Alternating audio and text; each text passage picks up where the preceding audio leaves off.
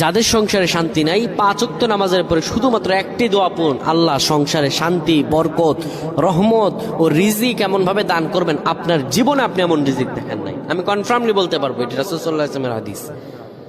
রাসূল সাল্লাল্লাহু আলাইহি ওয়াসাল্লামের হাদিস, নবীজি এই দোয়াটি পড়তেন, কোনদিনও এই দোয়াটি ছেড়ে দিতেন না আল্লাহ নবী সাল্লাল্লাহু আলাইহি ওয়াসাল্লাম। আপনারা পড়েন না আমলগুলো, শুধু হায় হতাশ করেন। প্রিয় ভাইরা আমার, আমলগুলো আপনারা শোনার পরে শেয়ার করে দিবেন, জানিয়ে দিবেন সবাইকে। এই যুবকেরা, তোমরা এগুলো ফেসবুকে দেখলে শেয়ার করে দিবেন, এগুলো মানুষের কাছে পৌঁছায় দিবা। আপনি 5 ওয়াক্ত নামাজের পরে এই আমলটি করবেন। বাবা মার সঙ্গে সংসারে শান্তি নেই, সন্তান বাবা মার কথা শোনে না, বাবা মার সঙ্গে সংসারের কোনো আন্ডারস্ট্যান্ডিং নেই, স্ত্রী স্বামীর কথা শোনে না, স্বামী স্ত্রীর কথা শোনে, অবাধ্যতা রন্ধে রন্ধে পৌঁছে গেছে।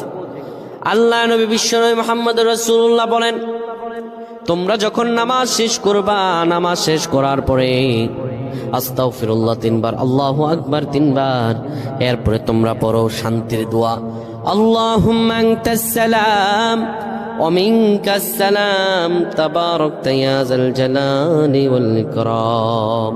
আল্লাহুম্মা আনতাস সালাম ওয়া মিনকাস সালাম তাবারাকতা ইয়া যাল জালালি ওয়াল ইকরাম। 5 ওয়াক্ত নামাজের পরে কখনো ছেড়ে দিবেন না। আল্লাহ যেন আমাদের বুঝদান করেন। আল্লাহুম্মা